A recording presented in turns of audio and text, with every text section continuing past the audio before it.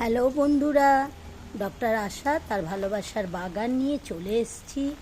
এই যে দেখছেন সব গাছগুলোকে আমি গায়ে গায়ে করে রেখেছি, কারণ হচ্ছে শুইয়ে দিলে অনেক গাছের ডাল ভেঙে যাবে। ফলে এরা যদি মিলিজুলি হয়ে থাকে তাহলে দেখুন কালকে ঝড়ে কিন্তু একটাও গাছের কোনো ক্ষতি হয়নি, কারণ প্রত্যেকটা প্রত্যেকের সঙ্গে যুক্ত হয়ে রয়েছে। আর একটা কথা বন্ধু, এই যে রোদ উঠলেই দেখবেন খুব ফাঙ্গাসের প্রকোপ বাড়বে, সেই জন্য আমি প্রত্যেকটা গাছে কালকে আমি সাপ পাউডার দিয়ে রেখেছি, যাতে রোদ উঠলে সঙ্গে সঙ্গে সংক্রমণটাকে প্রতিরোধ করতে পারে। আপনারা চাইলে আজ যেই বৃষ্টি থামবে সঙ্গে সঙ্গে সাপ পাউডারটা আপনারা দিয়ে রাখতে পারেন, তাতে গাছের খুব উপকার হবে।